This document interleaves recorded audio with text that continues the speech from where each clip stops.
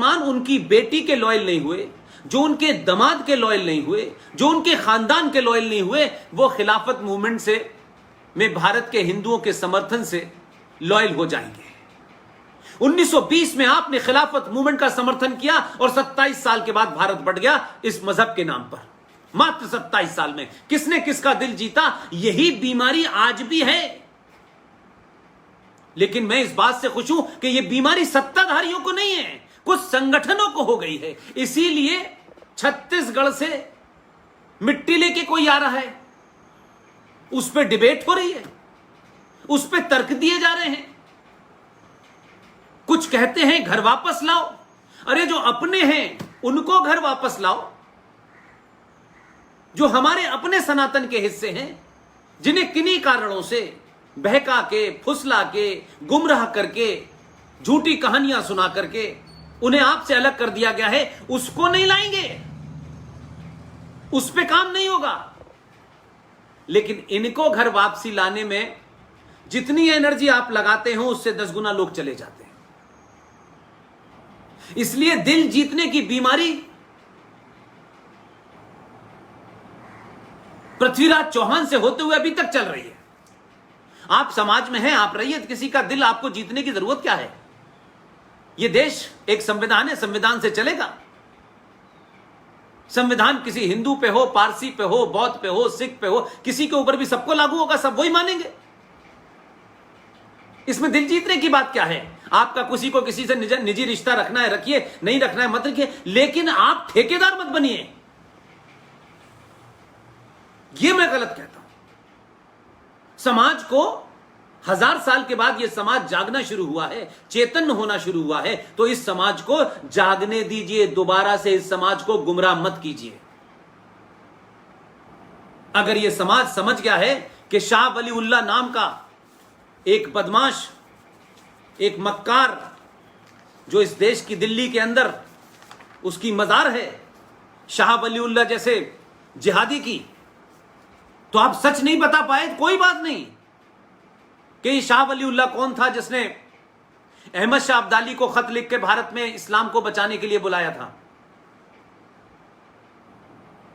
लेकिन अहमद शाह अब्दाली को आपने नहीं देखा और शाह वली उल्लाह की मजार दिल्ली में है, जिसमें बहुत सारे मूर्ख लोग जो हैं अपना माथा पीटने जाते हैं। लेकिन मेरी बात दूसरी है। अरे भाई, शाह वली उल्लाह को समझने के लिए दूर नहीं जाना है। दिल्ली राज्य का अल्पसंख्यक आयोग का जो अध्यक्ष है, जफरुल इस्लाम, नाम के आगे भी इस्लाम है इसके, इसने भी तो चिट्ठी लिखी इस्लामिक देशों को कि भारत में हिंदू जो हैं मुसलमानों के खिलाफ अत्याचार कर रहे हैं, आप भारत की को जरा सबक सिखाइए। तो आधुनिक दौर में जफरुल इस्लाम भी वही काम कर रहा था और प्राचीन भारत के अंदर वली अल्लाह भी यही काम कर रहा था, शाह वली उल्लाह। तो क्या फर्क हो गया? इसलिए आज सुशांत राजपूत की हत्या या इस हत्या के पीछे वो जो माफिया है, इस पे हम चिंता कर रहे हैं। लेकिन अगर हमने गुलशन कुमार की हत्या की चिंता की होती और यह पढ़ा होता कि गुलशन कुमार की हत्या सिर्फ हत्या नहीं है, एक नरेटिव, एक सभ्यता, एक सोच, एक संस्कार को समाप्त करने वाली हत्या थी, जो दिखने में सामने से बिजनेस राइवलरी जैसी दिखती थी, लेकिन उसके पीछे एक बड़ा नरेटिव था। और आज की जनरेशन तो गूगल के दौर में आई है, उसके पास इंफॉर्मेशन है, जाके पता करें ना गूगल के अंदर कि गुलशन कुमार के बाद मंदिर, पूजा, आरती, भजन समाप्त। एक नया नैरेटिव, कैसे जिहाद को जस्टिफाई किया जाए, उस पर फिल्में बनाई जा रही हैं और यह बताया जा रहा है कि देखिए, अगर 1993 में हर हिंदू मुसलमान के घर जाके कहता कि आप चिंता मत कीजिए, तो फिर मुसलमान ऐसा नहीं करते। यानी हम जिंदगी भर मुसलमानों की ठोड़ियों में हाथ डालें। कौन से मुसलमान? जिन्होंने मुल्क तोड़ा।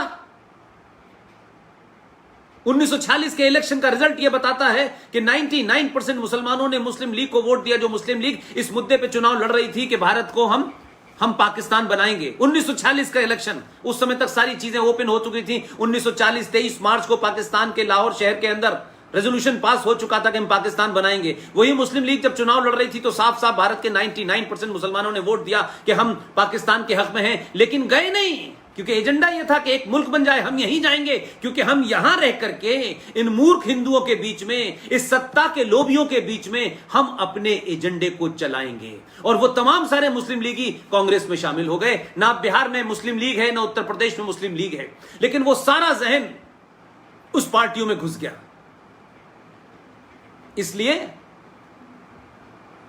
आपके यहां इतिहास ऐसा लिखा गया, साहित्य ऐसा लिखा गया, झूठे नैरेटिव बनाए राजनीतिक लोगों ने, नैरेटिव बनाए।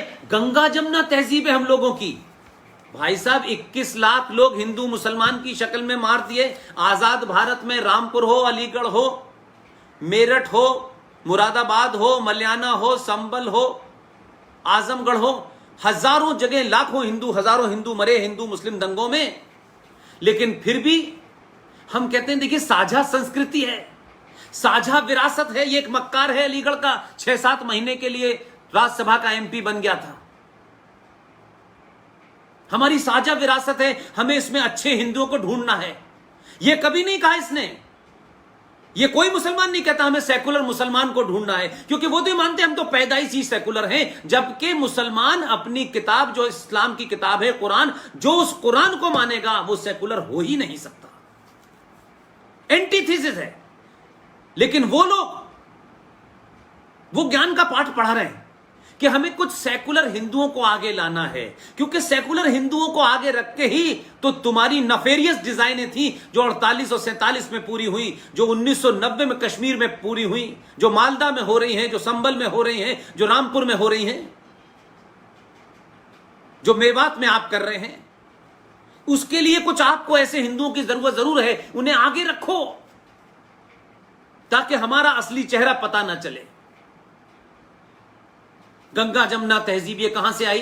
अरे कौन से सन में थी भाई? पिछले 500 साल के इतिहास में कब साझा विरासत थी? किसको झूठ बोला जा रहा है? हमारे यहां के लालची नेताओं और व्यवस्था ने ऐसे लोगों को सुना, कहा देखिए साहब इकबाल साहब ने हमारा तराना लिखा है, लेकिन यह नहीं बताया कि उसी मक्कार इकबाल ने एक मिल्ली तराना भी लिखा है जो पाकिस्तान में गाया जाता है। इसलिए अधकचरी नॉलेज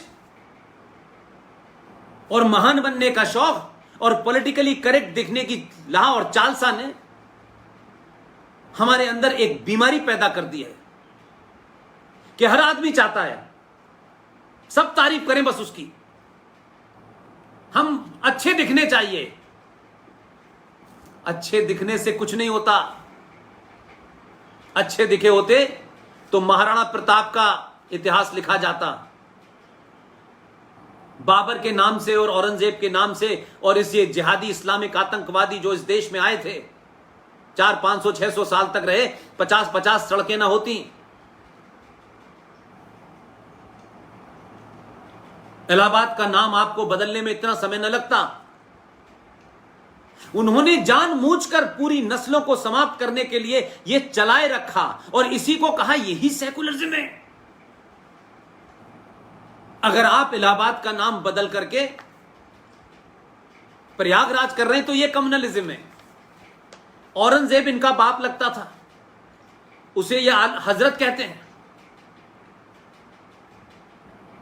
और कमाल है, कराची में सबसे बड़ा आइडियल कौन है? मीर कासिम उनका हीरो है। जिस मीर कासिम ने प्रॉफिट मोहम्मद के खानदान के लोगों को मारा, वो उनका हीरो है। इसलिए ये जो किताब है ना, इस किताब का इस्तेमाल एक विज्ञापन के लिए होता है। इसलिए मैं कहता हूं कि इन कुछ झूठे नारों से बाहर निकलिए और सारे धर्म बराबर हैं और सारे धर्म शांति का संदेश देते हैं। ये एक टेलीविजन पे है, एक साउथ इंडिया का एक बहुत बड़ा अपने आप को इंटेलेक्चुअल समझता है, वो सबरीमला पे भी बोलता है वो राम मंदिर पे भी आके बोलता है। मुझे खुशी है कि ऐसे लोग भी टेलीविजन पे जाने लगे हैं, प्रोफेसर आनंद कुमार जैसे लोग, जो उनको वहीं बैठे बैठे जमीन दिखा देते हैं तथ्यों के साथ। आर सिंह जैसे